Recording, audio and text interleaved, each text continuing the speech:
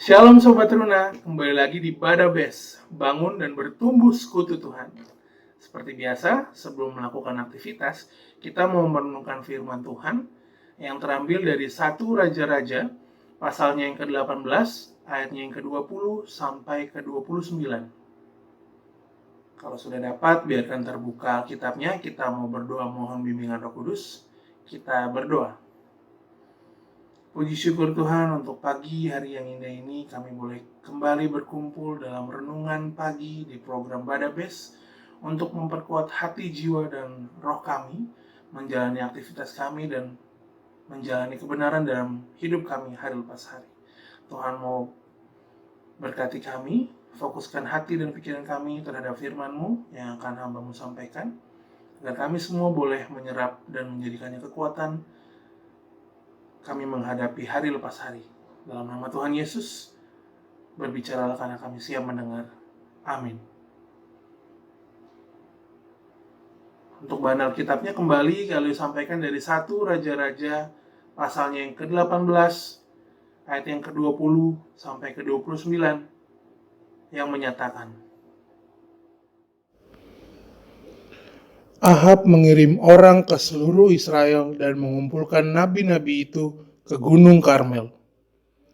Lalu Elia mendekati seluruh rakyat itu dan berkata, "Berapa lama lagi kamu berlaku timpang dan bercabang hati?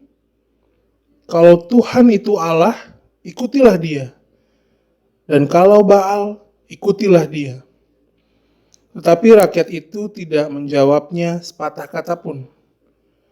Lalu Elia berkata kepada rakyat itu, "Hanya aku seorang diri yang tinggal sebagai nabi Tuhan, padahal nabi-nabi Baal itu ada 450 orang banyaknya.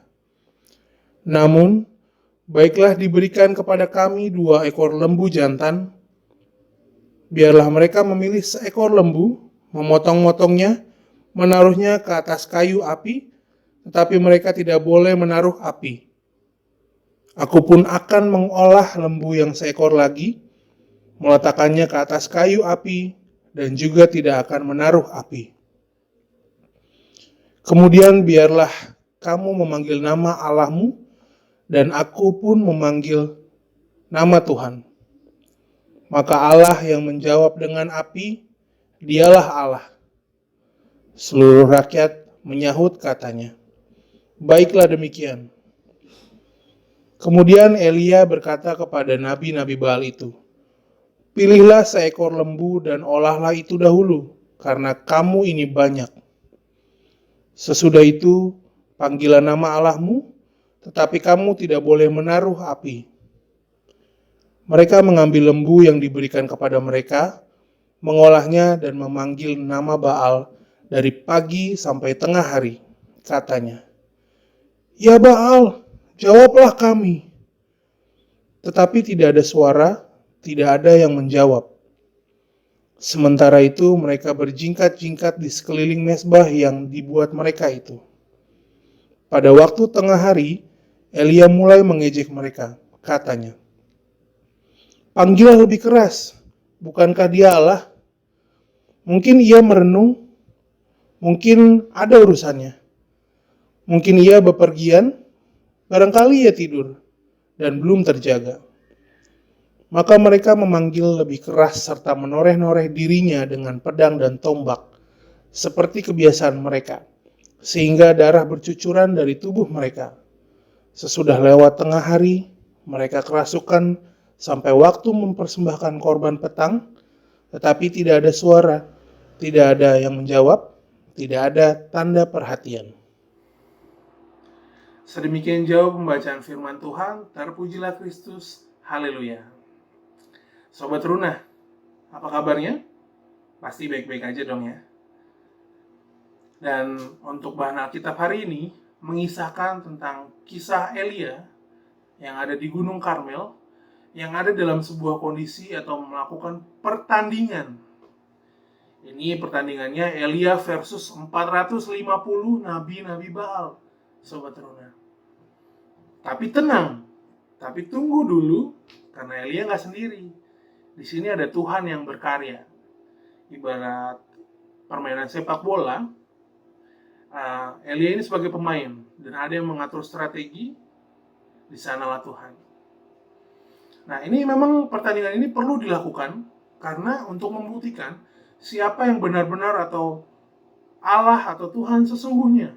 Karena bangsa Israel sendiri masih keras kepala dan tegar tengkuk adik-adik. Bahkan dari renungan sebelumnya, mereka mengalami kemarau panjang, tapi mereka nggak belajar. Mereka menyakiti Tuhan terus.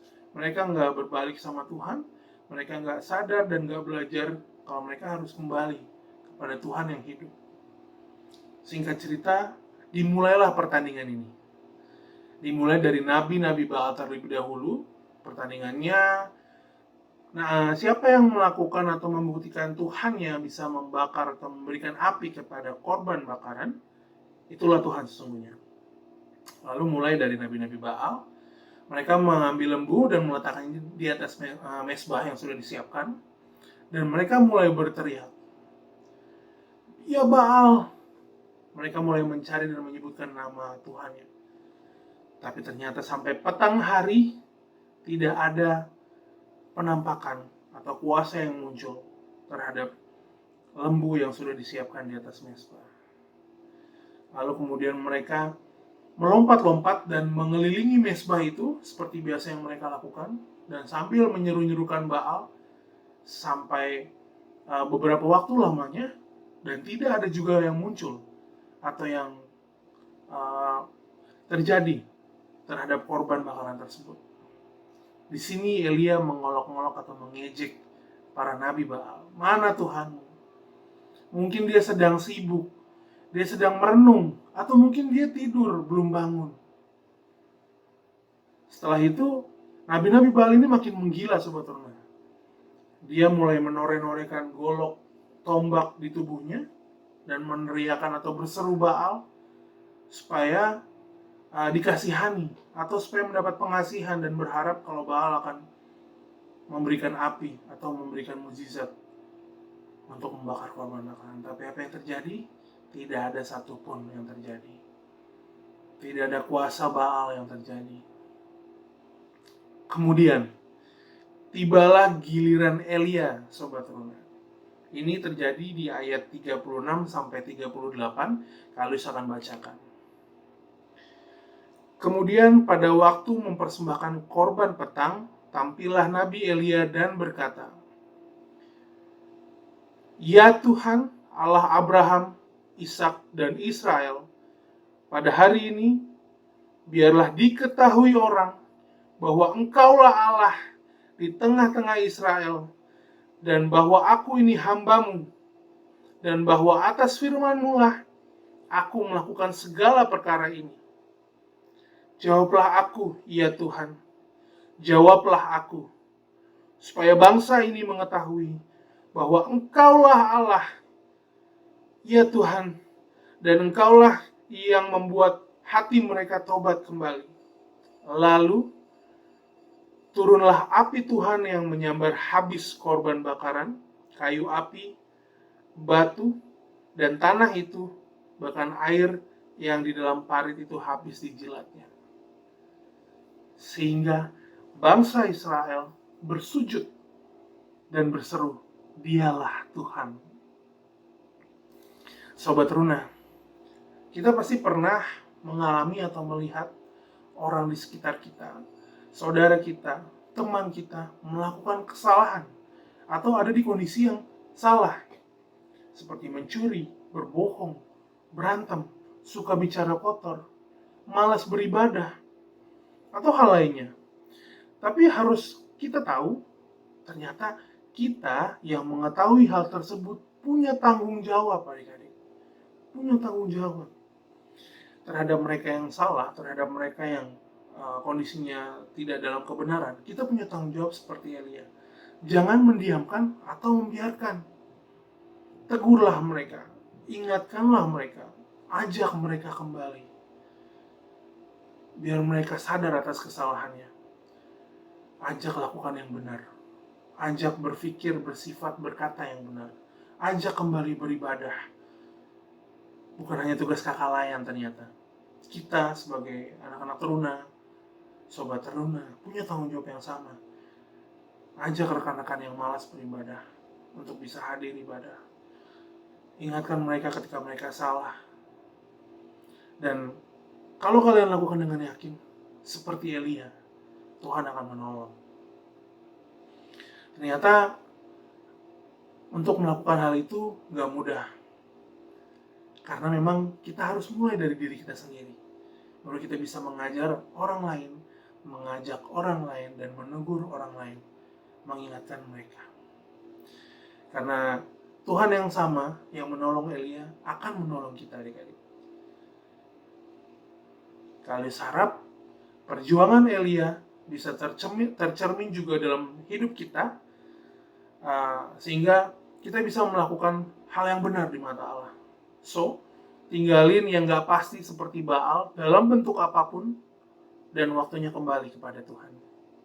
Amin. Kita akan berdoa untuk merenungkan firman Tuhan. Kita satu di dalam doa.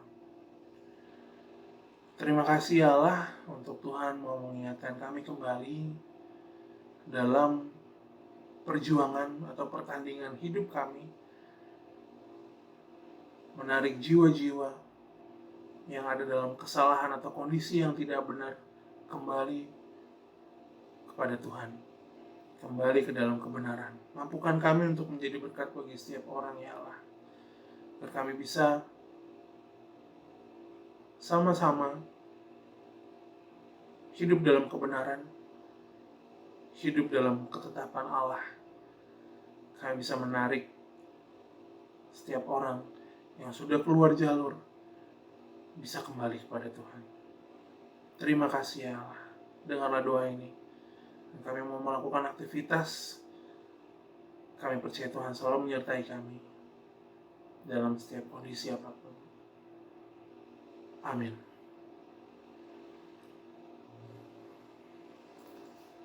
Terima kasih yang sudah merenungkan firman Tuhan. Kiranya damai sejahtera dan penyertaan Kristus selalu menyertai kita. Dan waktunya kembali kepada Tuhan. God bless you.